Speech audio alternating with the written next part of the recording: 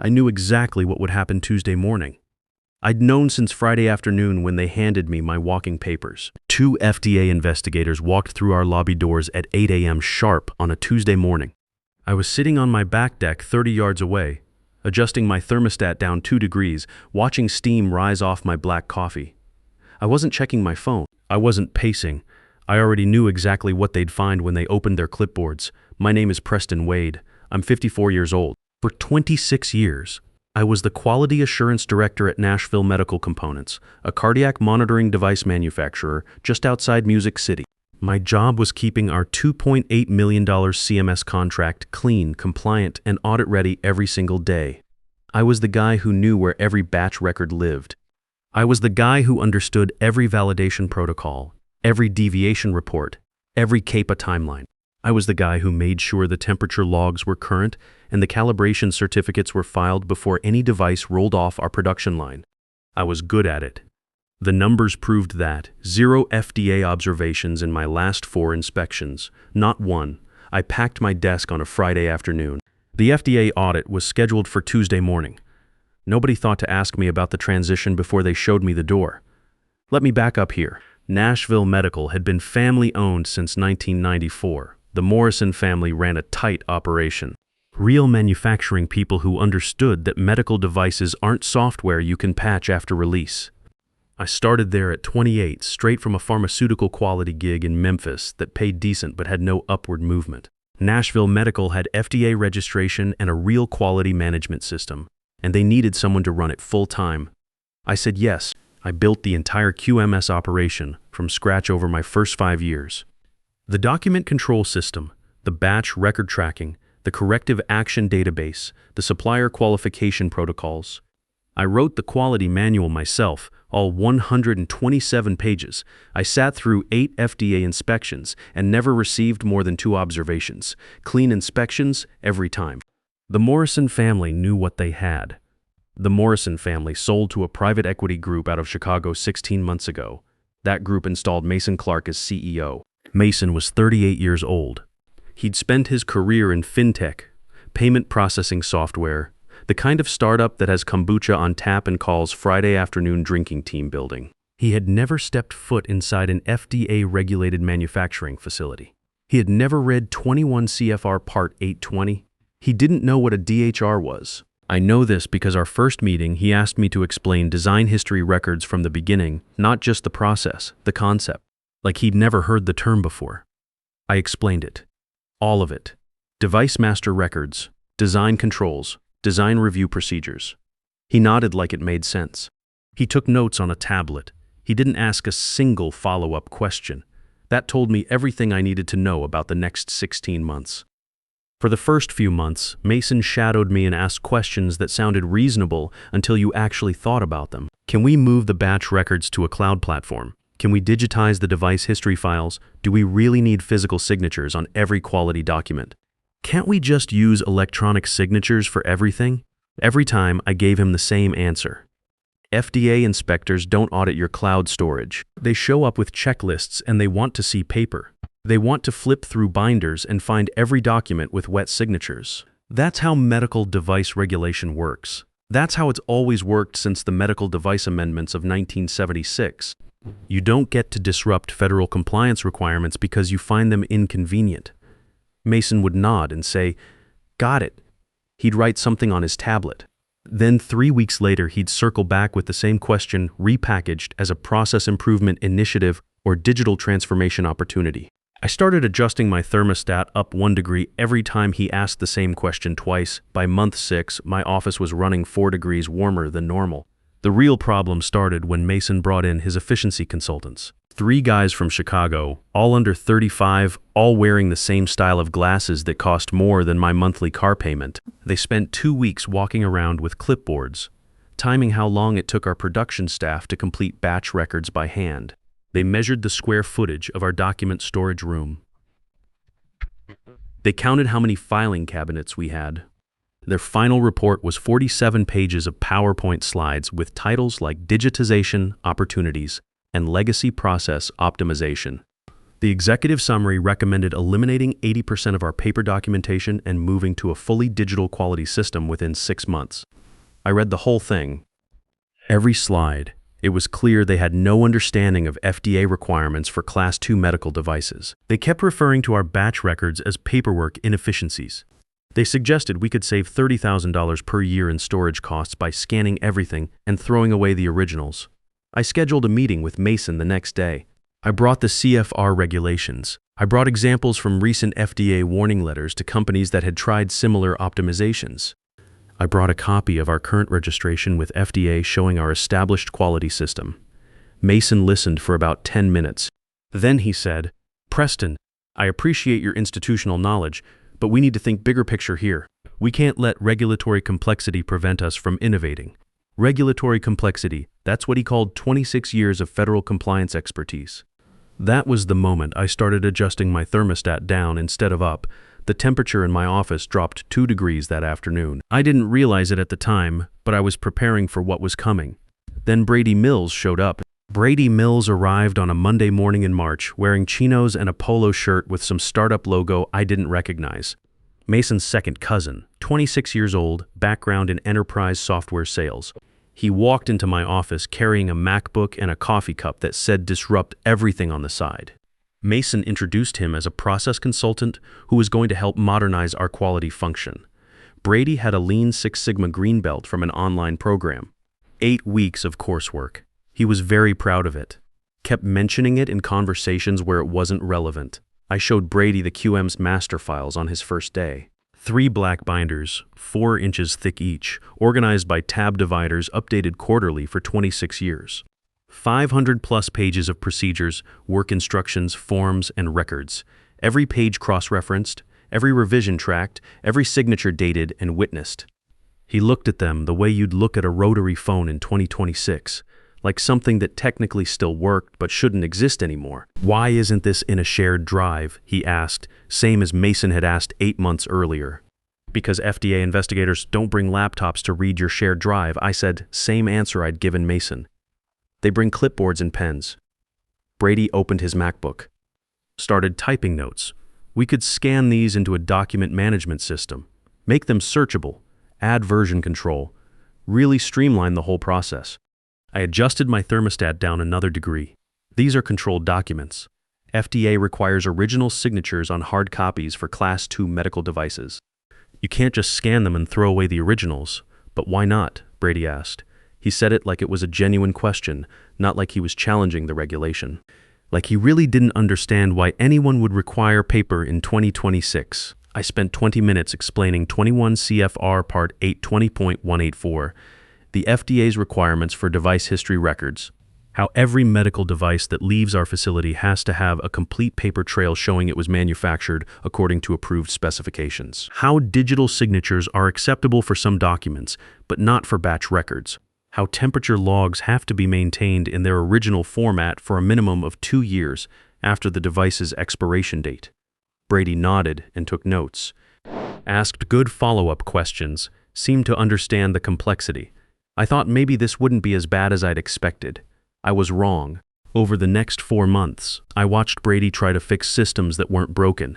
He started with small things, reorganized our filing system to be more intuitive, changed the naming convention for our controlled documents to include revision dates in the file name, created a spreadsheet to track which procedures needed updates. None of these changes were necessarily bad. Some were even improvements, but they were unnecessary.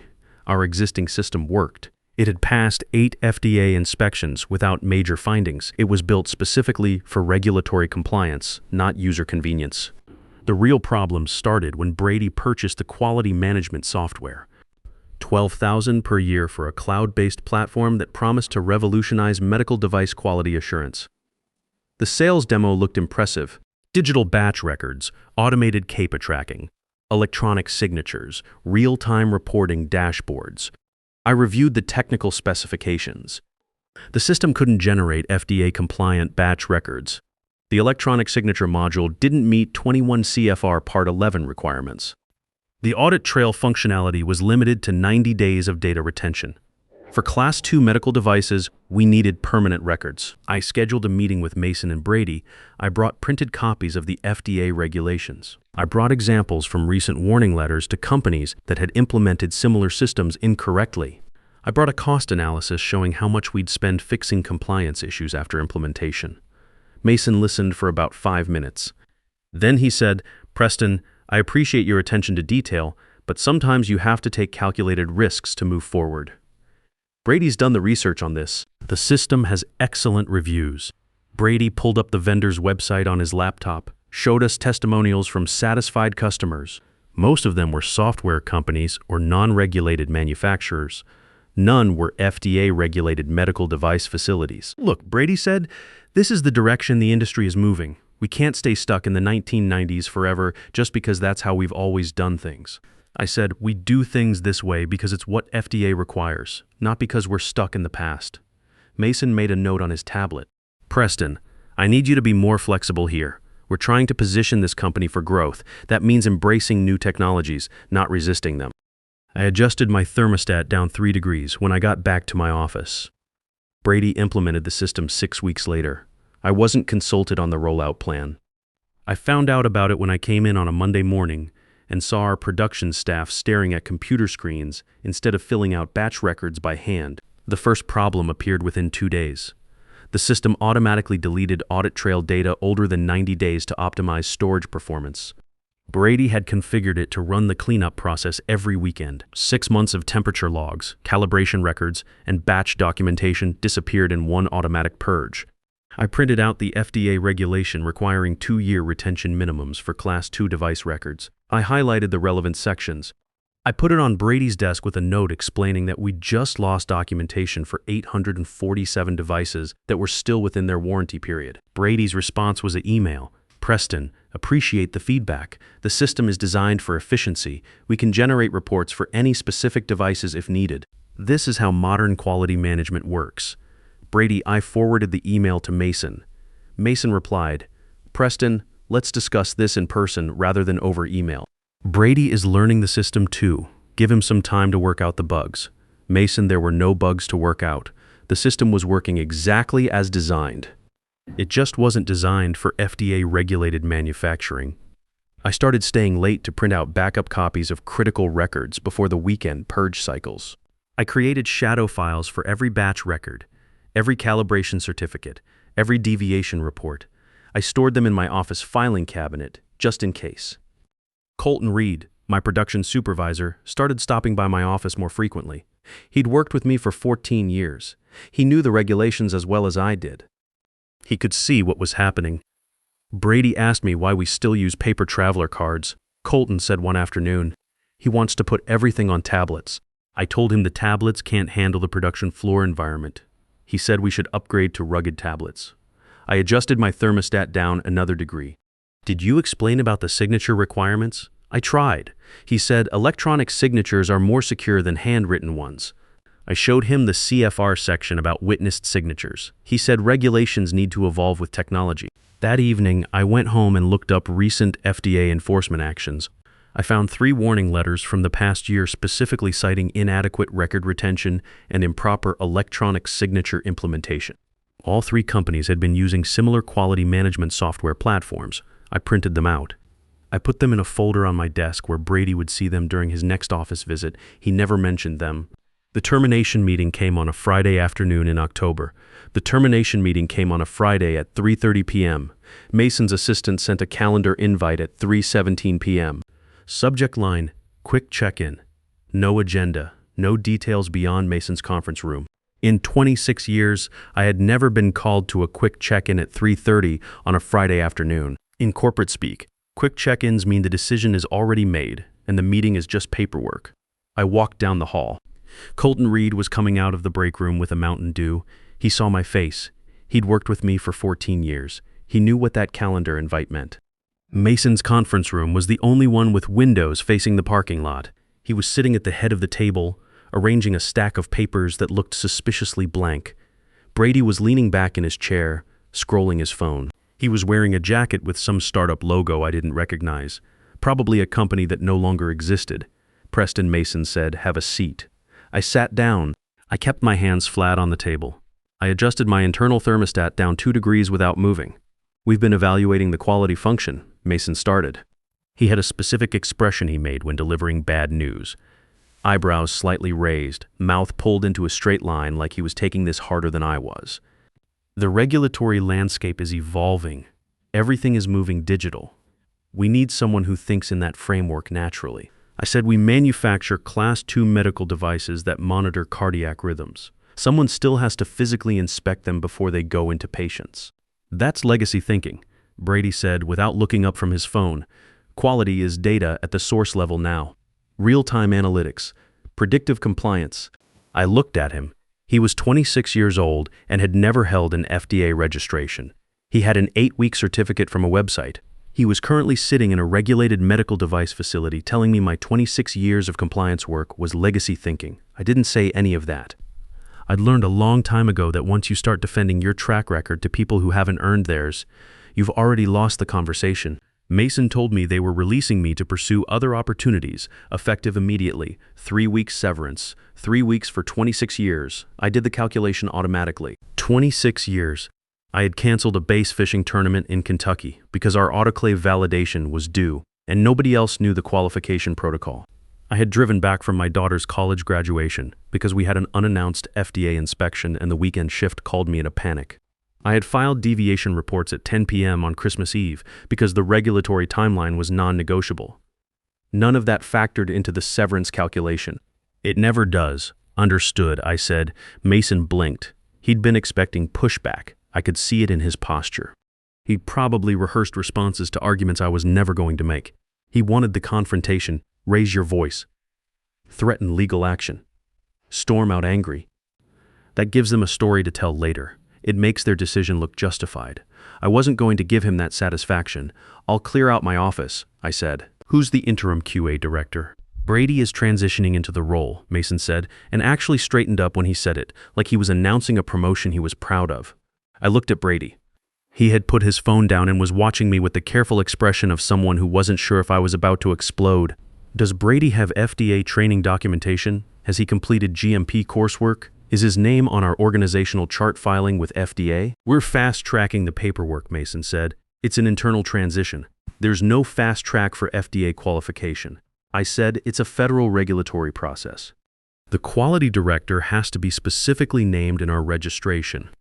Mason waved his hand. "Bureaucracy," he said. "Brady has system access. That's what matters operationally." I sat there for 3 more seconds, long enough to make sure I understood what I was not going to say next. I understood perfectly. "All right," I said. I stood up and walked out. Back in my office, I started putting things in a cardboard box. It didn't take long. I'm not sentimental about workspace. A coffee mug from our 2022 Christmas party, a framed photo from a bass tournament last spring, a stress ball that had lost most of its shape over the years, a small American flag from our last FDA inspection, when the lead investigator commented on our compliance record.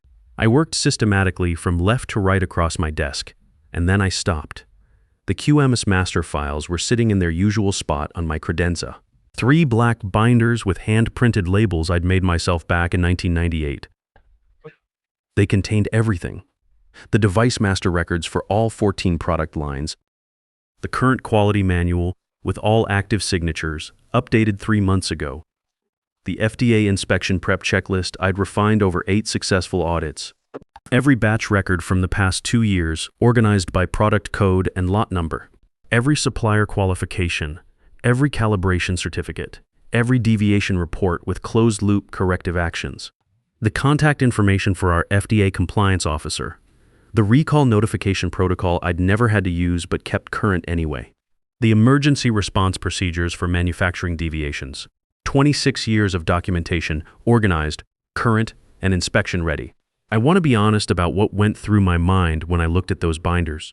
Part of me considered leaving them right there, just walking out and letting whatever happened happen, but I knew what would happen.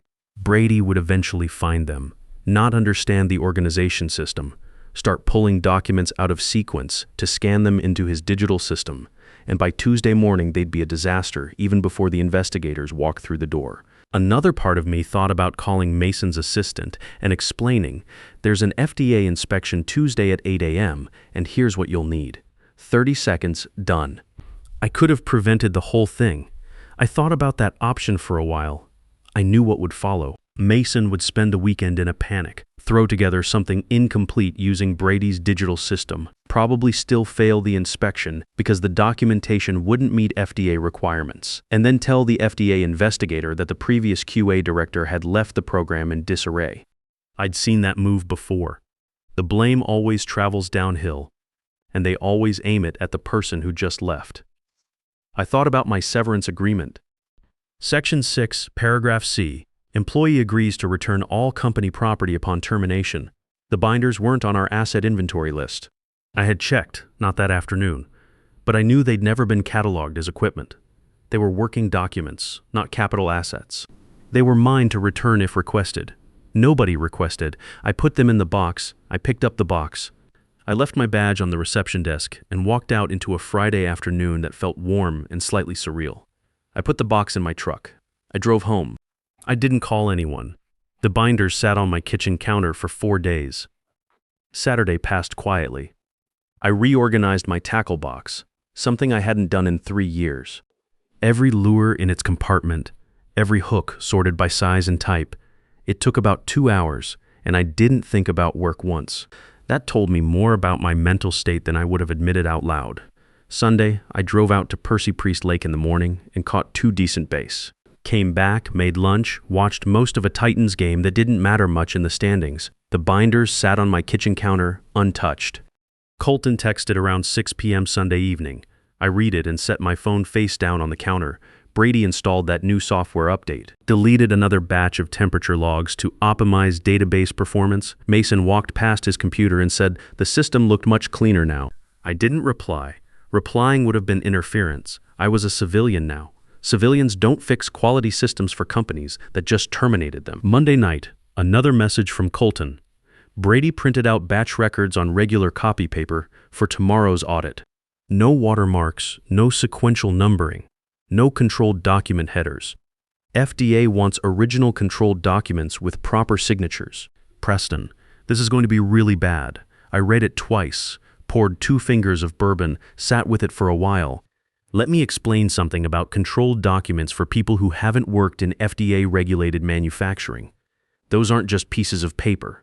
They're legal records that prove every medical device was manufactured according to approved specifications. Each controlled document has to have specific formatting, sequential numbering, authorized signatures, and revision tracking. If an FDA investigator asks for batch records, and you hand them photocopies on regular paper without proper document control, that's not just a compliance issue. That's a federal regulatory violation that can shut down your facility. I thought about calling someone, not Mason. I'd blocked his number Saturday morning after he texted asking for the password to our calibration database. The one Brady has isn't working, he said. The nerve of that text was almost impressive. Fire me on Friday and need tech support by Saturday. I could have called our FDA compliance officer, Rachel Turner, left a message about potential violations. Technically, I still had her direct number. Technically. I was a citizen with knowledge of regulatory non-compliance that could affect patient safety. I thought about what would happen if I did. FDA would call the facility. Mason would answer. Mason would say the previous QA director was disgruntled and making false accusations. There'd be paperwork, investigations, counter-allegations. By the time it resolved, the inspection would be over, and I'd be the one who looked like I had an axe to grind. I put my phone on the charger and went to bed. Tuesday morning, I woke up at 5:30 without an alarm. 26 years of early mornings doesn't let go overnight. I made coffee. Real coffee, the kind that takes 10 minutes to brew properly. I sat on my back deck and watched the sky change from dark gray to pale orange. A red-tailed hawk was working the field behind my neighbor's fence, circling patient and methodical. At 8 a.m. sharp, the FDA investigators arrived at Nashville Medical Components. I know this because Colton was already texting from a supply closet. 2 investigators, 1 observer. Lead investigator is Rachel Turner. She has her laptop open before she's through the front door. She has that look you warned me about. I knew the look. I worked with Rachel Turner 4 times over the years during routine inspections. She was thorough in the specific way that makes people on the other side of the clipboard uncomfortable. She didn't accept explanations that weren't documented. She didn't give partial credit for good intentions. She moved through inspection checklists like she was following a precision manufacturing process. I adjusted my thermostat down 1 degree and poured a second cup of coffee. Lindsay tried to show them the new digital sign-in system. It crashed when they tried to enter their information. Turner asked for the paper visitor log. Lindsay said we went fully digital. Turner wrote something down in her notebook. Turner asked for the QA director. Lindsay went to get Brady. I leaned back in my chair. Here's where I have to be honest with you. Part of me felt something in that moment. Not satisfaction exactly. More like the specific feeling you get when you've been watching a pressure gauge climb for months and you finally hear the relief valve activate. You didn't cause the overpressure, you just knew it was coming. Brady came out from the production floor, no hairnet, carrying an energy drink, wearing that startup jacket. He introduced himself as Director of Quality and Process Improvement. I closed my eyes for a second. I could picture it perfectly. Brady walking into that lobby in his casual clothes with his 8-week certificate and his complete lack of awareness about what was standing in front of him. Turner with her laptop open, pen ready, looking at him the way she looked at every checklist item that wasn't going to pass. Turner asked for his FDA qualification documentation. Brady said he was working on getting his training completed. Turner asked to see our current quality manual. Brady went to his computer to pull it up from the digital system. There it was. Turner asked for our quality manual with current signatures.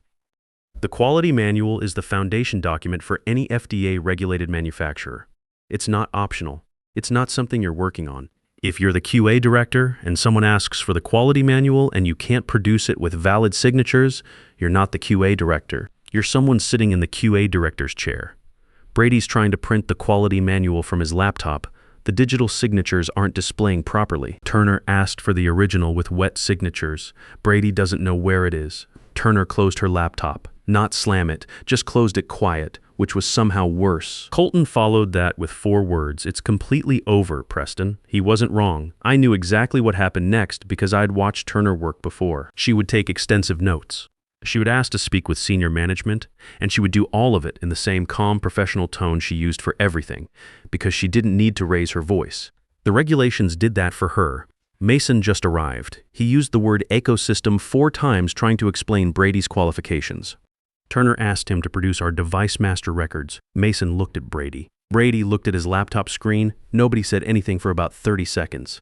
I stood up, stretched, and went inside to make breakfast. By 11 a.m., Colton's texts had slowed down. That's how I knew the documentation phase was over. When things are still moving, Colton sends rapid updates every few minutes.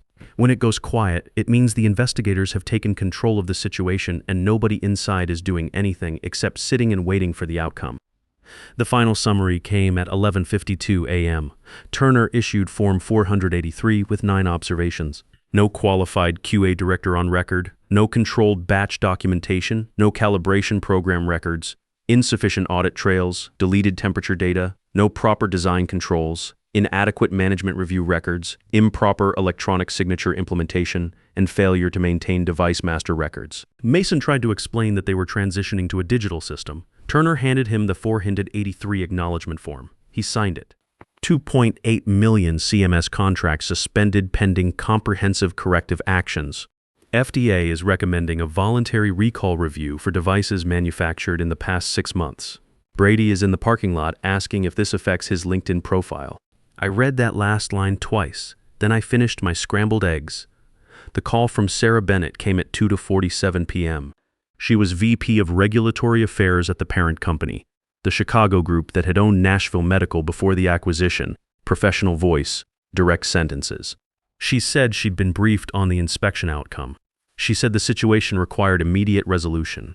She said they needed someone with extensive FDA experience to rebuild the quality program and manage the remediation process.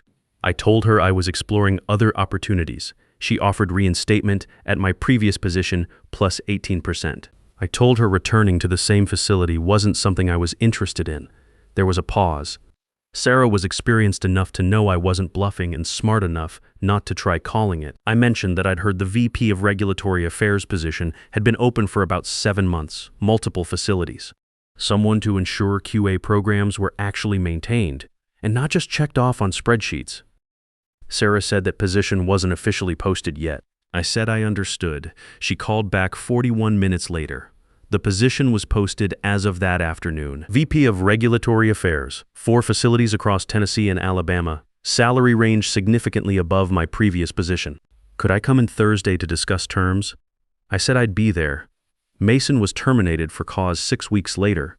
Gross negligence in personnel decisions, violation of FDA manufacturing regulations, failure to maintain facility compliance requirements. Brady left the building the same day Mason was fired. Last I heard, Mason is consulting for a company that makes app-controlled home security systems. Brady is selling enterprise software again. My new office in Nashville has windows that look out over the Cumberland River. There's a coffee shop downstairs, but I still make my own at home because I have time to do it right now. Competence doesn't argue. It doesn't waste energy trying to convince people who've already decided they know better. It just shows up when the investigators do. And when it doesn't show up, when you've pushed it out the door with 3 weeks severance and a dismissive wave, what's left is someone in chinos and a polo shirt who doesn't know what a DHR is, standing in a lobby with a broken sign-in system, waiting for a federal investigator to close her laptop. Mine always passed. Every inspection, 26 years. That part nobody could take with them when they showed me the door. The people who replace experience with enthusiasm always learn the difference. Usually in front of someone with a clipboard and federal authority. You can disrupt a workflow, restructure a team, and rebrand a job function. You cannot disrupt consequences.